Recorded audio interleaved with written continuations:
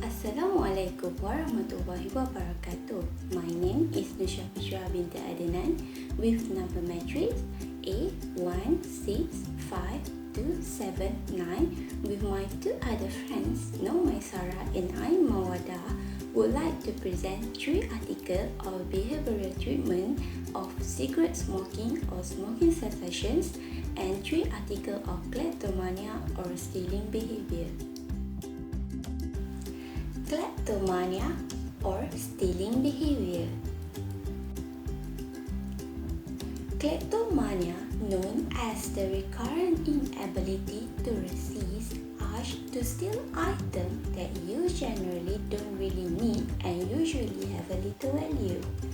Kleptomania is a rare, but it could be a serious mental health disorder that can cause much emotional pain to you and your loved one if it's not being treated.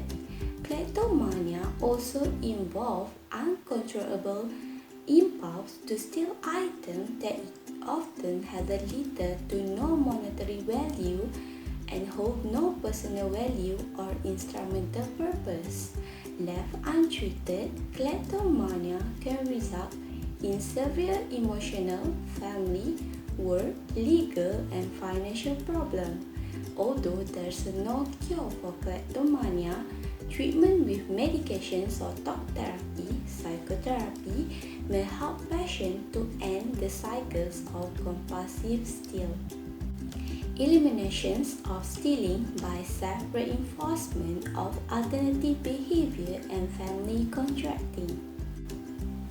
So the case study is about 12 years old black girl was being referred a treatment by school official. They were concerned that they could not keep her in the school because of the repeated incidents of the thief. The girl lived with her parents and 2 younger siblings. She was reported from her school and the parents and suffered an uncontrollable stealing almost daily for 5 years. Usually, she'd take a small amount of money or object at home, at school, and most recently at store. And she spent the stolen money on sweets, on ice cream. In this case, the parents and school officials were trying to keep the girl outside the attentions of the public. As a result, she was being watched closely by her teacher and her family and wasn't allowed to leave home alone. So the behavioral analysis of the study revealed that the stealing was the only major problem and occurring at the base rate of about 4 to 5 times a week, especially when she at school. The reinforce her to stealing is when she actually gets attention, praise, sweets, and special activities. Also, being recognized by her parents also important to that girl. Such example, her mother didn't say anything but react positively whenever she steals something. So her stealing behavior appear to be reinforced in many ways. The treatment strategy in this study is based on conclusion drawn by the behavioral analysis. So it was a combination of self-control technique and family contingency contracting. The patient was seen as an outpatient basis for a total about 15 treatment sessions over a period of 5 months, initially once a week and later once every 4 weeks. So each sessions were the combinations of individual therapy and family meetings.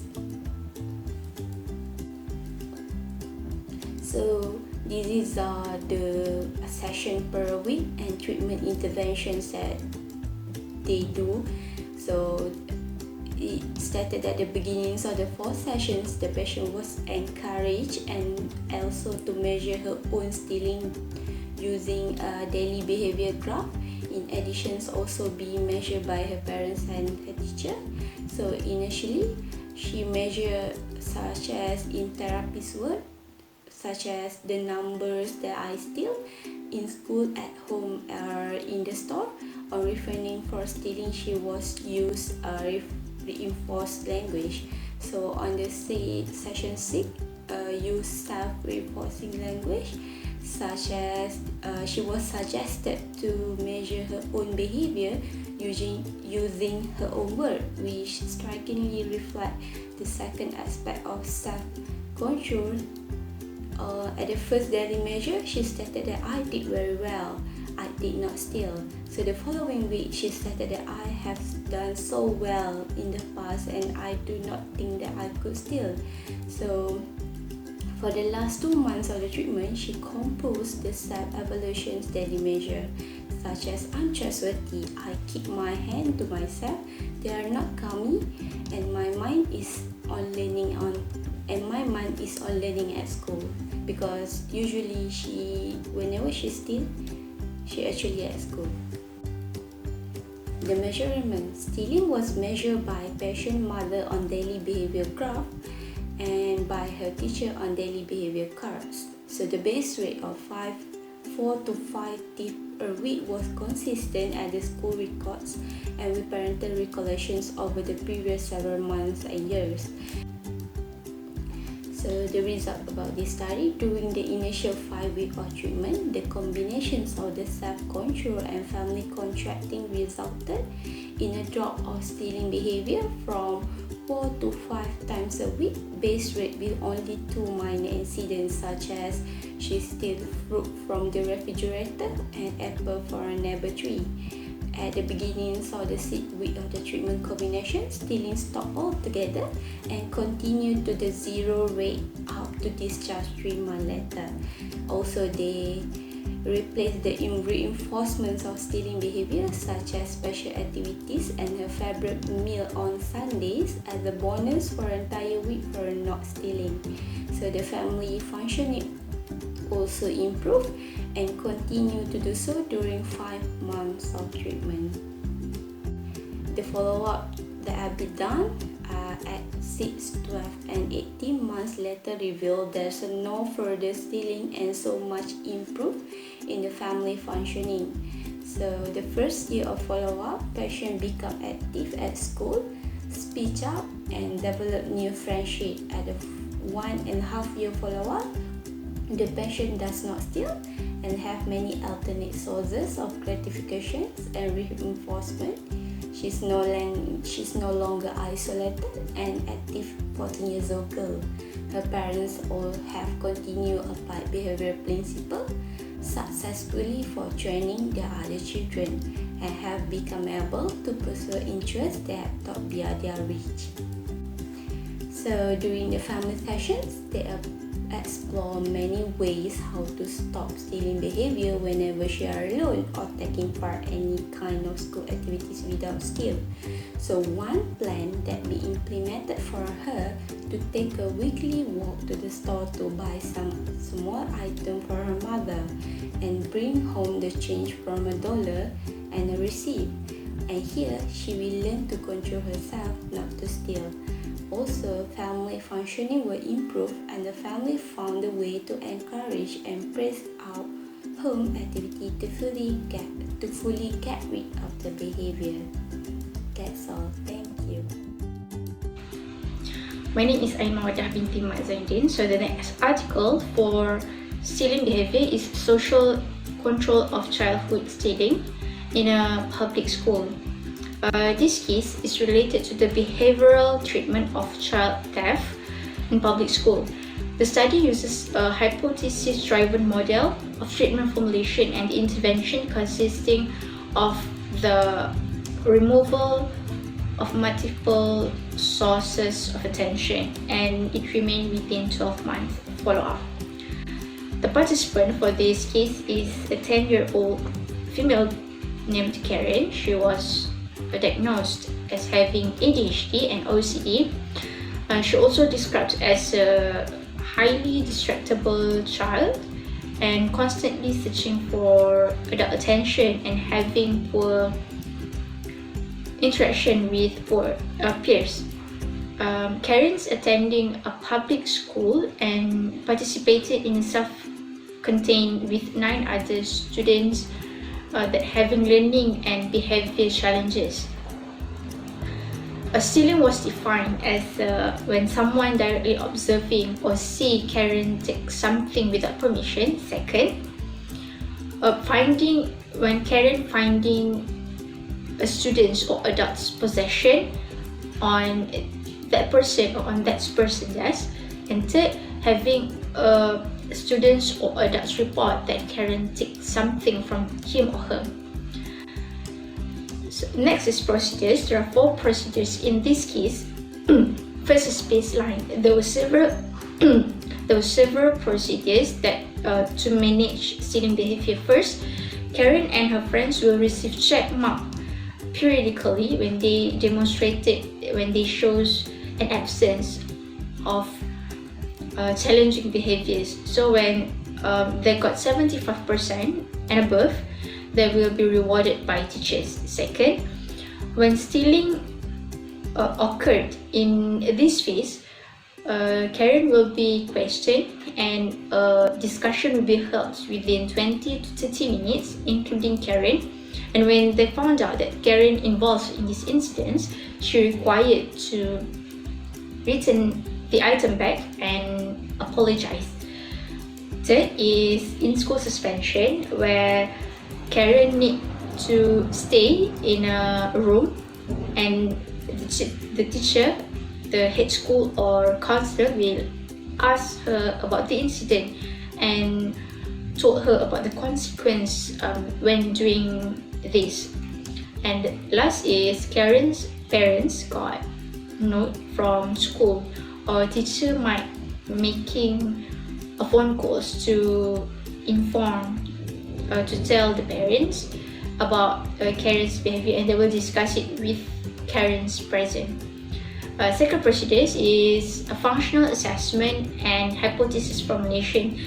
Before the intervention plan was implemented, there are several types of functional assessment produced because they want to see if any specific antecedent or adverse events that appear to be associated with theft incident.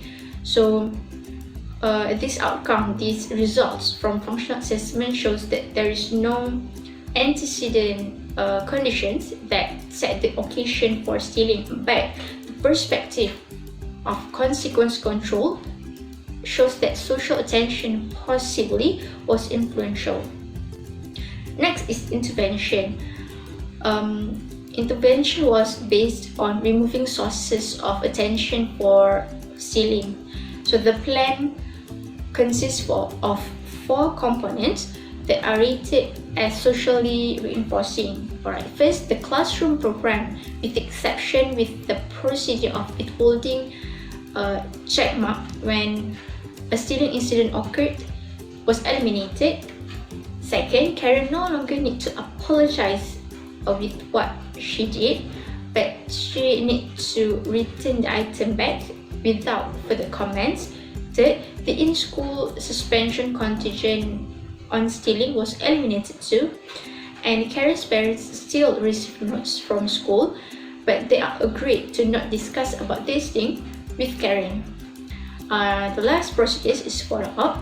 The study corresponded to the final week of the school year. The next year, Karen still attends the school and the data collection procedure resumed. So during the follow-up phase of the assessment during the school year of 10 months, all intervention procedures remained. So the result in this study showed that the frequency of theft incidents recorded weekly during the baseline, intervention and follow-up phase. Stealing decreased steadily and was absent during the final 7 weeks of the phase because the intervention effect. And at the follow-up phase, stealing was recorded on 4 occasions during the 10-month period. Last is discussion. So the result shows that all socially mediated interventions succeed in eliminating stealing behavior. Although the use of a case study design precludes an experimental analysis of the intervention plan, the clinical gains in this case included a rapid reduction in behavior frequency, near suppression of responding, and extended maintenance of behavioral improvement. Theft reversal and overcorrection procedure for eliminating stealing by a retarded person. Case description. This case study deals with behavior treatment to eliminate the problem of theft among retarded persons. The study uses an overcorrection procedure for intervention purposes as opposed to a simple correction procedure, which is the retrieval of stolen items because of its effectiveness in dealing with theft and reducing theft cases. The intervention will lasted for 30 days and required the thief to retrieve the food items or replace it with something better to its owner. In the first 5 days, the simple correction procedure was used, and for the following days, the overcorrection was executed. The graduated guidance procedure was also used in this case study when the thieves does not want to cooperate in returning or replacing stolen items. Methodology. Subject. The thief was severely retarded adult residents who can move and able to participate in the ward commissary period was selected. There are 16 men and 18 women with the average age of 41 and average IQ of 50. None of them spoke more than one word of phrase and most did not speak at all. There are high incidents of thefts occurred among the residents at mealtimes and from their personal clothing. As for the experimental design, a within subjects experimental design was used. For the first 5 days, simple correction procedure was used, and after 5 days, overcorrection procedure was used. There are no attempts to include a non-intervention condition because such condition would be ethically defensible for the victim, as it enables the thieves to forcibly pulling the items from the victim's purse without any action taken on that behavior. Detection of stealing. The 34 residents were divided into 3 groups, which only one group at a time took part in the commissary period. The groups will be closely observed by 2 trainers and they will be independently recorded instances of theft. Procedure. The first one is the residents entered a room singly and chose which item on display they desired. The second one is they carried the chosen items, which most of them chose a drink of soda, a candy bar, or a bag of potato chips, to a table and ate while seated in close proximity to other residents. The third one is a resident was admitted to the room only when the preceding resident or the previous resident was on his way to his seat. The commissary period lasted for as long as was necessary for all residents to obtain and eat the items, which usually took about 30 minutes. Fifth, under the simple correction procedure, the trainer required the thief to return the food item to its owner. Sixth, while under the overcorrection procedure, the trainer required the thief to return the item in the same corrective manner, but in addition, the thief had to give an additional identical item to the victim.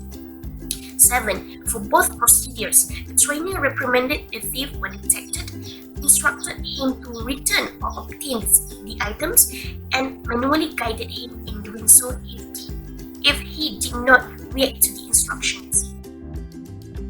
Results. There are about 20 stealing episodes occurred each day during the simple correction procedure. When the overcorrection procedure was begun, thefts decreased by 50% on the first day, 70% on the second day, and 90% on the third day.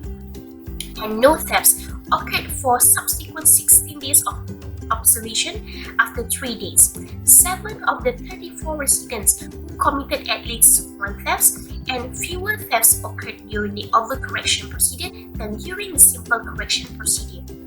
3 residents who stole only once or twice during the simple correction procedure, they exhibited a guilty and shame expression when detected at stealing, while others did not. The emotional reaction showed was joyful when the residents got their items back and additional item. The graduated guidance procedures was used when the thief refused to return the items back to the owner. The average time required to completing the correction for simple correction was higher than the overcorrection procedure. Discussion. The overcorrection procedure was more effective in eliminating high-frequency stealing among retarded adults compared to the simple correction procedure. This is because the overcorrection procedure could terminate the enforcement for the thief and educate him to practice a positive action towards the victim by returning the stolen items and giving him an additional identical item. The step reversal procedure can be expected to be effective with the normal person based on the same reasons noted above. Section B is about smoking cessation. So we all know that health is an important thing in human life, but there are some people that take it for granted. According to Tingkah, smoking is one of an unhealthy habits or lifestyle. And smoking habits not only cause a variety of illnesses, but it also increased the existing illnesses within the body. The data from Department of Health and Human Services Washington shows that tobacco-related death and disabilities are increasing in the world due to the continued use of tobacco. Alright, so the first article is behavioral smoking cessation treatment for older chronic smokers. The participants in this study were split in one of 4 interventions, such as behavior training only, behavior training and nicotine gum, behavior training and physical exercise, and physical exercise only. Right, behavior training includes 3 months of group treatment, while physical exercise includes walking program for about 3 months also. Right, the subject for this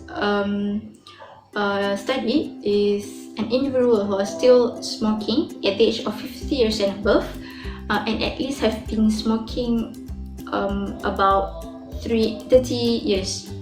Right, so in this study, there are 130 volunteers, but only 82 participants managed to complete the program. Right, so the treatment is group training. For group 1, behavioral training only, each participant will attend 12 sessions with duration 90 minutes per session. So in first month, they required to make 8 times with the leader program. So once during week 1, 4 times during quit week, twice during week 3, and once during week 4. In second and third month, participant will make once every 2 weeks. Right, so in this group, when there's no session, leaders will make a phone call to every participant to check on the progress and give help when needed. Alright, next is group 2, behavioral training and nicotine gum. They receive the same behavioral training like those in group 1. But in this group, in first meeting treatment, a physician evaluated each participant and give them nicotine gum with no cost for 3 months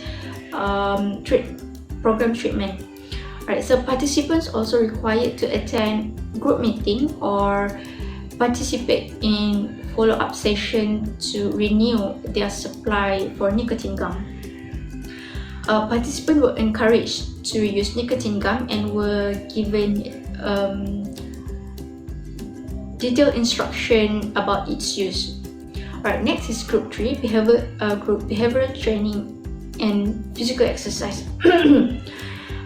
This group also received the same behavioral training like those in group 1, but physical exercise consisted of graduated walking, so individuals will meet and walk together as a group for 3 months. The first 60 minutes of each session is used for behavioral training and followed by 45 minutes of exercise. Alright, so the exercise component involved 3 formal group meetings each week during first month, and it's decreased to twice a week in second month, and it continued by once a week in third month. Alright, so but in second and third month, participants were encouraged to walk at least 3 times per week. Alright, so at each formal group walking session, subjects spend 10 minutes on warming up and 15 to 35 minutes for steady walking, depends on their fitness. Alright, so in this group, every session, group leaders will follow up on their smoking cessation goals that they met during the previous behavior training session. And the last group is group 4, group for physical exercise only. This group is a group of placebo control. They receive the same physical exercise like those in group 3. At the initial session, participants will get 1 to 3 minutes of general encouragement to quit, and they were given a self-help stop smoking templates that are published by American Cancer Society. In this group, at each meeting, they just recorded self-reported smoking status, conducted the prescribed exercise training control protocol, and encouraged group members to quit. Right, the one-week ANOVA's result revealed that there's no differences between groups, including age, number of cigarettes smoked per day, number of years smoked, expired carbon monoxide levels, and others. The result shows among 4 intervention group 2, it is group behavior training and nicotine gum, shows the highest number of subject abstinence after 7-month follow-up, and it is 11 subject out of 22 people in the group. So the discussion, and the last one is discussion. This study suggests that age is not a barrier for smoking cessation because among the 22 individuals who quit smoking, the age range is 51 to 79 years old. So the self-efficacy measures can be used with older smokers as they have the right to continue improving their self-esteem. That's all. Study protocol for a non-inferiority trial of blended smoking cessation treatment versus face-to-face treatment.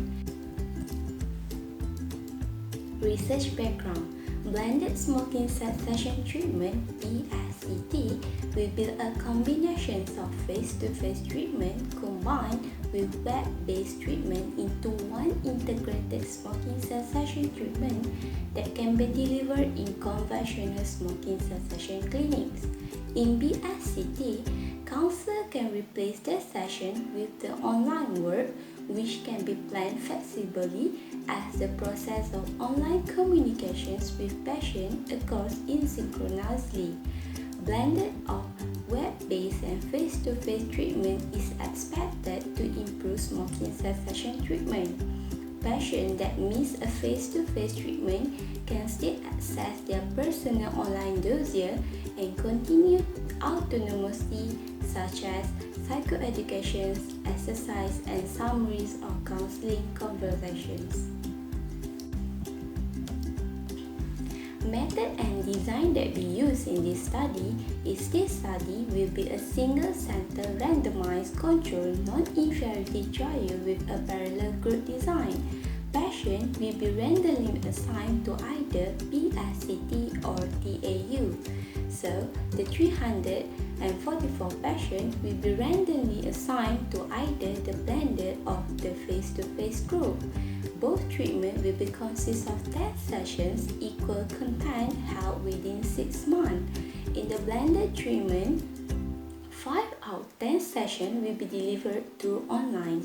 All the face-to-face sessions in both treatments will be take place at the outpatient smoking cessations at the hospital. First, primary outcome. Saliva contaminant level will be measured as the biochemical verifications of the abstinencer only by those patients that report quitting smoking in the previous online questionnaire. Number 2, nicotine dependence. For the stop test for nicotine dependence, VT and D evaluate for the example time for awakening of the day. First cigarette. Smoking will be the bedridden with illness and difficulty in refraining from smoking when prohibited.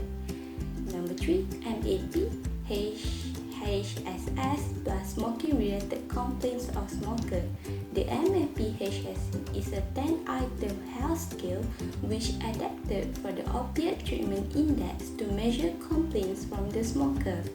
Number 4, depression and anxiety and stress. DAS-21 is a consistent, valid, and reliable set of 3-report scale designed to measure the negative emotional state of depression, anxiety, and stress of smoker. Number 5, quality of life is the instrument which consists 5 domains such as mobility, self-care, usual activities, pain, discomfort, and anxiety or depressions.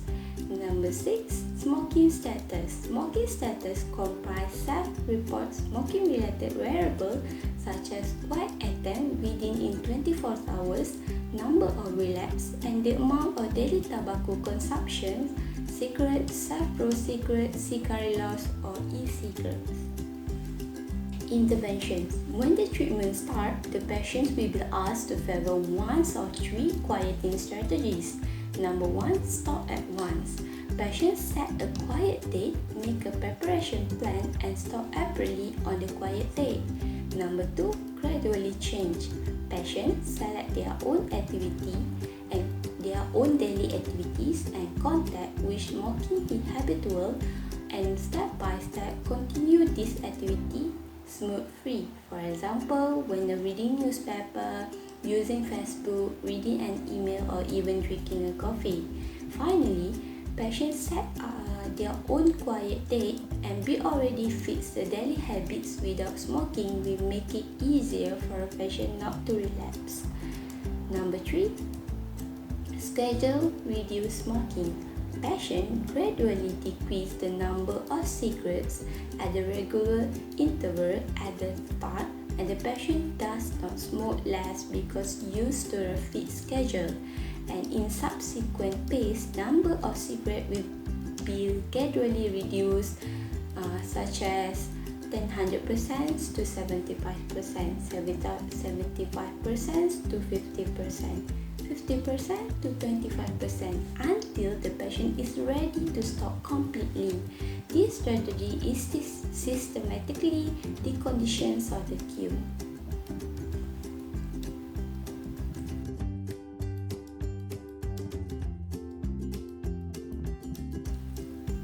This table shows you the distributions of the behavior change technique in the face-to-face and online session in both PLCT and TAU group. So, the first session is about goal setting. They include technique to promote adjuvant activities such as advice on stop smoking modifications, advice on facilitate use of social support. Also, they focus on behavior and motivations such as provide information, provide reward contingents, and also identify reason for wanting or not wanting. So this session they do it face-to-face in both groups. For the second sessions on the week 3, they measure to self-control. On the second session, they focus more on behavior and maximizing self-regulatory capacity. On the week 3, they are dealing with the withdrawal. They include interactions and general communication aspects such as provide information and withdrawal symptoms, and also provide reassurance. On the week 4, in this session, they review some technique from the past sessions by another thing such as advice on changing routine, advice on conserving mental resource, and also advice on avoiding social cue for smoking. For the TAU group, they do it face-to-face, and for the BICT group, they do it online. This is about a breaking habit session.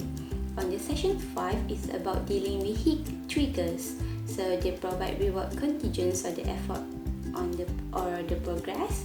They facilitate relate prevention and coping.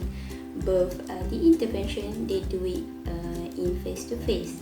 On the session 6 is about food for thought. They provide feedback on the current behavior, offer direct toward appropriate vital material, and also they elicit client view. In TAU group, they do it face-to-face, but BICT, they do it online. So on the session 7 is about think differently. They provide feedback, they measure CO, they facilitate barrier identification and problem solving, they facilitate relapse, they prompt recording, they build rapport and elicit and answer question. This intervention, they do it, both of group, they do it in face-to-face. So on the session 8 is about do it differently. Both in TAU group they do it face to face, but in BICT group they do it just online. So on the session 9 is about action plan, such as they provide feedback on current behavior, they measure CO, they facilitate action planning or develop treatment plan, they build general report, elicit client view. So both of the treatment they do it face to face in the both group. So on the last sessions it's about the closure. During the last question, they summarize on every aspect they use in the past treatment, such as focus on behavior and modification, interactions and communication, interactions and intervention.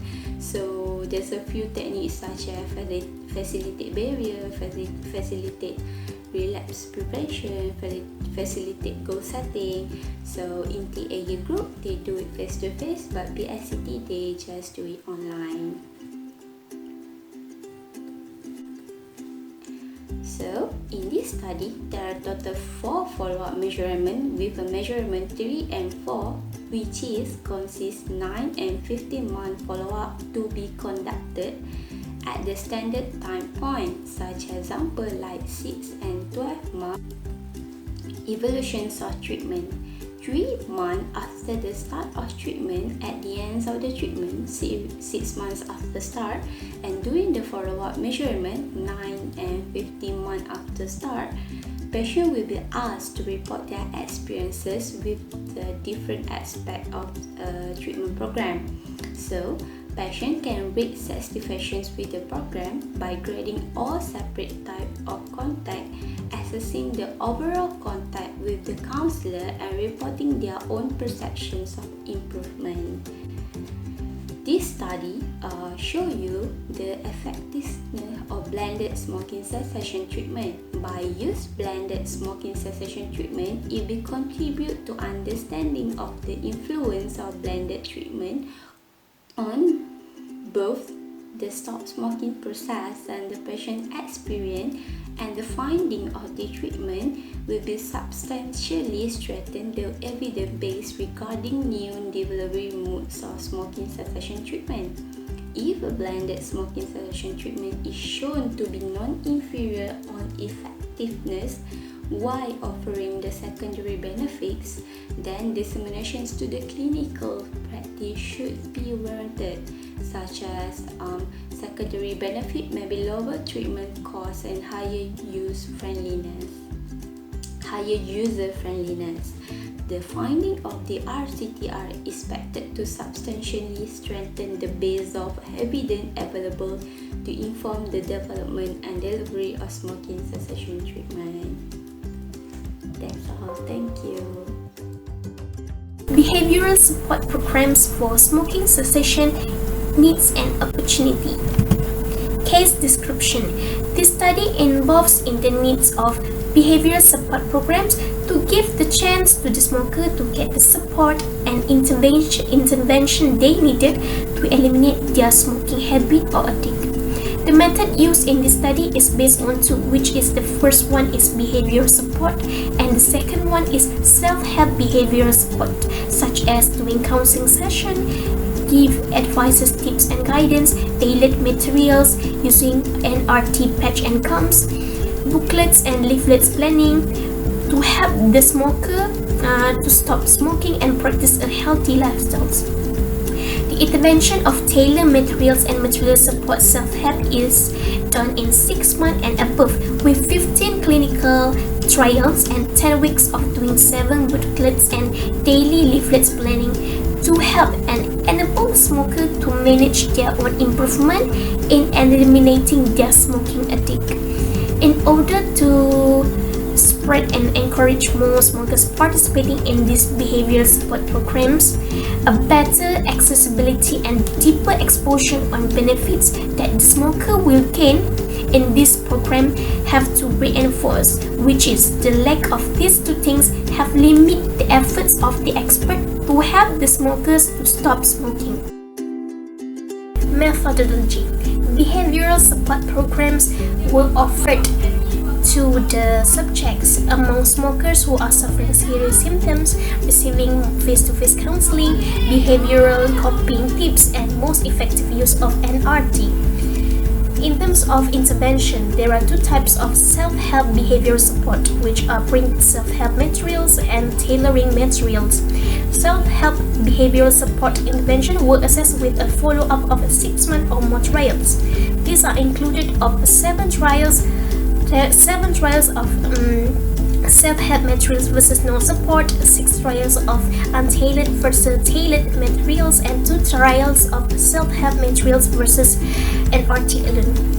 One of the way of applying self-help behavioral support to the smoking population is by launching committed quitters stop smoking plan, which are related to smoking cessation and tailored communication. The recruitment of subjects are among smokers who purchase an RT product, and they are invited to register with programs based on printed materials and effective use of an RT gum or patch. There are 2 clinical trials were held randomized in conjunction with an RT patch or gum for computer-tailored support, which 1/2 of smokers were randomized, followed committed quitter stop smoking plan, and received user guide. Procedures. Behavioral support programs were created for smokers who are having symptoms and receiving counseling in a smoking cessation clinic. They are given advices and reminded of reason of why he or she made an attempt to stop smoking. Then, they are offered support and encouragement at individual level and provided with tips on how to minimize exposure to situations that may trigger a relapse. If this avoided method fails, the smokers are provided with behavioral coping tips on how to manage their response to trigger situation, like how to interact with people who are smoking and structuring the way they think about certain situations. Second one is self-help behavior support were given to smokers who purchase an RT product, and they are invited to register with program by telephoning a pre-phone number to collect their key information. The second step is the answer obtained from the initial telephone call are processed to create an individualized program of printed materials for the smokers. Then there are the process of constructing the first piece of support material, which is a 6-week diary, printing it and sending it by post, which is done completely automated. After that, the smoker will be received a trifold leaflets which focusing on the issue of social support from the family and friends, and why the social support are so important to the smokers. At week 3, smokers receive a further trifold leaflet to reinforce the earlier message, which was on social support. After 3 weeks without cigarettes, the advice and support were given to identify problems and situations that may trigger at the start of the quitting process of the smokers. Then the smokers will be given a telephone number to call and register for the rest of the program, and then for the receive booklet at week 6. On completion of the 10-week NRT program, the successful quitter will receive a congratulations letter and additional advice on how to maintain abstinence. But for the smoker who fails to quit smoking, they will receive a letter to acknowledge their relapse and what are the reasons of their failure, and give encouragement and advice on making another attempt in the near future to stop smoking. Results. There are an estimation of 1 to 2% of smokers who took part in behavior support programs if it were on offer and reasonably close to their house. In self-help behavior support, 7 trials of self-help materials shows lots of beneficial effect of one of intervention. 2 trials of non-tailored self-help material shows no benefit over the quit rates achieved with the NRT, and 6 trials of tailored material shows benefit for the individual smoker's needs compared with untailored material. In the trial of using NRT gum, there are significant improvement in self-report abstinence rate at week 6 and 12 among those randomized to the tailored self-help support program. In the subgroup of participants who said they are actually referred to the materials, this effect was more huge, with 6 weeks quit rates of 42% in tailored materials and 29% in generic support, while at 12 weeks the figures were 32% versus 19%. Similar results were seen in the trial of using an NRT patch, which showed an increasing quit rate reached statistical significance when assessed 81% participants that say that they are actually referred to the material. Discussion. Access to and demand for behavioral support programs can be enhanced by providing enough facilities offering such services and giving consciousness to smokers about different services they could get from the experts. Printed NRT and tailored self-help materials give lots of benefits to individual smokers' needs and encouragement for them to stop smoking compared to the untailored materials and generic support.